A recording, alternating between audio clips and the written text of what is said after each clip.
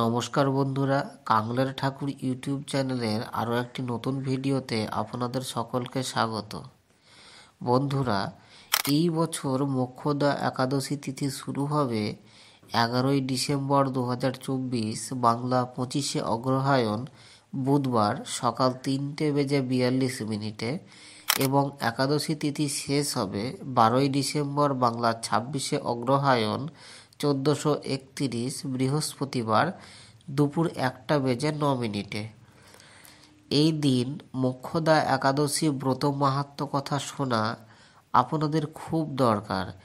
এই ব্রত মাহাত্ম্য না শুনলে বা পাঠ করলে ব্রতের কোনো গুরুত্বই থাকে না। আজকের এই ভিডিওতে আপনাদের মোক্ষদা একাদশী ব্রত মাহাত্ম্য কথা শোনাবো। মাহাত্ম্যটি সম্পূর্ণ মন দিয়ে শুনুন। এই ব্রত কথা যিনি পাঠ করেন এবং যিনি শ্রবণ করেন উভয়েই বাজপেয় যজ্ঞের ফলপ্রাপ্ত হন। শুরু করার আগে যারা এখনও চ্যানেলটিকে সাবস্ক্রাইব করেননি তারা অবশ্যই চ্যানেলটিকে সাবস্ক্রাইব করুন নিত্য নতুন আপডেট পেতে। যুধিষ্ঠির বললেন, হে বিষ্ণু, আপনাকে আমি বন্দনা করি।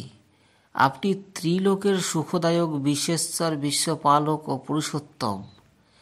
আমার একটি সংশয় আছে। অগ্রহায়ণ মাসের শুক্লাপক্ষের যে একাদশী তার নাম কি, বিধি বা কি, এবং কোন দেবতা এই একাদশীতে পূজিত হন তা আমায় বলুন। শ্রীকৃষ্ণ বললেন, হে মহারাজ, আপনি উত্তম প্রশ্ন জিজ্ঞাসা করেছেন, যার মাধ্যমে আপনার যশ চতুর্দিকে বিস্তৃত হবে।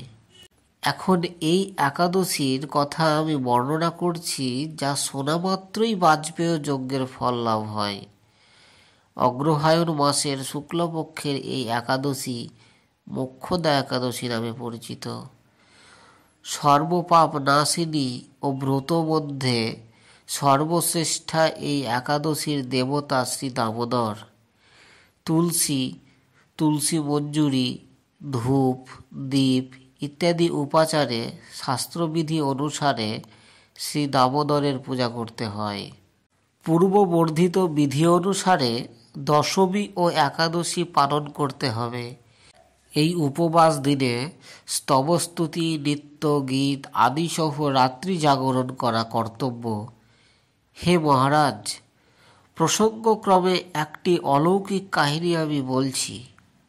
মনোযোগ দিয়ে এই ইতিহাস শ্রবণ মাত্রই সর্বপাপ ক্ষয় হয়। যে পিতৃপুরুষেরা নিজ নিজ পাপে অধৈর্যরী প্রাপ্ত হয়েছে, এই ব্রত পালনের পুণ্যফল বিন্দু মাত্র তাদেরকে দান করলে তারাও মুক্তি লাভের যোগ্য হন।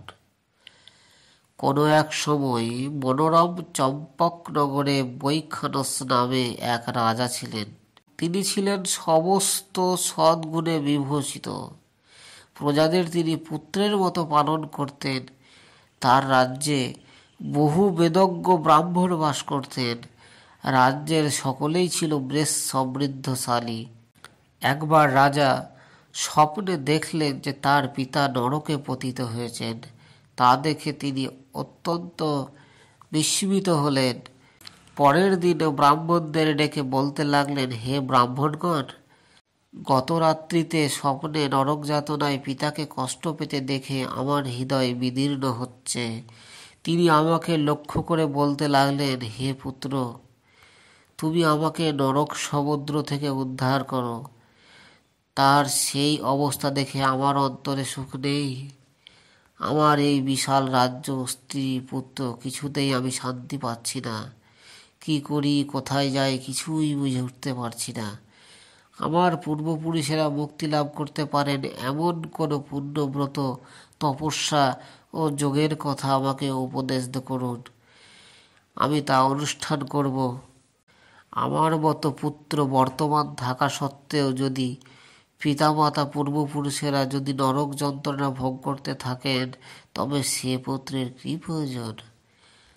ব্রাহ্মণগণ বললেন, হে মহারাজ, আপনার রাজ্যের কাছেই মহর্ষি পর্বতমুনির আশ্রম রয়েছে। তিনি ত্রিকালজ্ঞ। তার কাছে আপনার মুক্তির উপায় জানতে পারবেন। ব্রাহ্মণদের উপদেশ শ্রবণ করে মহাত্মা বৈখানস তাদের সঙ্গে নিয়ে সেই পর্বতমুনির আশ্রমে গমন করলেন। তারা দূর থেকে ঋষিদেরকে সাষ্টাঙ্গ প্রণাম করে তার কাছে গেলেন। মুনিবর রাজার কুশল বার্তা জিজ্ঞাসা করলেন। রাজা বললেন, হে প্রভু, আপনার কৃপায় আমার সবই কুশল। তবে আমি একদিন স্বপ্নযোগে পিতার নরক যন্ত্রণা ও কাতর আর্তনাদ শুনে অত্যন্ত দুঃখিত ও চিন্তাগ্রস্ত হয়েছি। হে ঋষিবর, কোন পুণ্যের ফলে তিনি সেই দুর্দশা থেকে মুক্তি পাবেন তার উপায় জানতেই আপনার শরণাগত হয়েছি। রাজার কথা শুনে পর্বতমুনি কিছুক্ষণ ধ্যানস্থ হয়ে বললেন, হে মহারাজ, পূর্বজন্মে তোমার পিতা অত্যন্ত কামাচারী হওয়ায় তার এরকম অধোগতি লাভ হয়েছে। এখন এই পাপ থেকে মুক্তির উপায় বর্ণনা করছি। অগ্রহায়ণ মাসের শুক্ল পক্ষের মোক্ষদা একাদশী পালন করে সেই পুণ্য ফল পিতাকে প্রদান করো। সেই পুণ্য প্রভাবে তোমার পিতা মুক্তি লাভ হবে। মুনির কথা শোনার পর রাজা নিজ গৃহে ফিরে এলেন। সেই পবিত্র তিথির আবির্ভাবে তিনি স্ত্রী পুত্রাদি সহ যথাবিধি মোক্ষদা একাদশী ব্রত পালন করলেন। ব্রতের পুণ্যফল পিতার উদ্দেশ্যে প্রদান করলেন। ওই পুণ্যফল দানের সঙ্গে সঙ্গে আকাশ থেকে পুষ্পবৃষ্টি হতে লাগলো। হে পুত্র, তোমার মঙ্গল হোক। এই বলতে বলতে বৈখানস রাজার পিতা নরক থেকে মুক্ত হয়ে স্বর্গে গমন করলেন। হে মহারাজ যুধিষ্ঠির, যে ব্যক্তি এই মঙ্গলদায়িনী মোক্ষদা একাদশী ব্রত পালন করে তার সমস্ত পাপ বিনষ্ট হয় এবং মৃত্যুর পর মুক্তি লাভ করে। এই ব্রতের পুণ্য সংখ্যা আমিও জানি না। চিন্তামণির মতো এই ব্রতটি আমারও অত্যন্ত প্রিয়। এই ব্রত কথা যিনি পাঠ করেন এবং যিনি শ্রবণ করেন উভয়েই বাজপেয় যজ্ঞের ফলপ্রাপ্ত হন। তাই বন্ধুরা, আপনারা সকলেই অবশ্যই এই মোক্ষদা একাদশীর ব্রত পালন করুন এবং ব্রত কথার মাহাত্ম্যটি শ্রবণ করুন। অবশ্যই আপনাদের ফল লাভ হবে। এবং আরও নতুন নতুন আপডেট পেতে চ্যানেলটিকে অবশ্যই সাবস্ক্রাইব করুন এবং ভিডিওটিকে শেয়ার করুন। অবশ্যই একটি লাইক করবেন। ধন্যবাদ।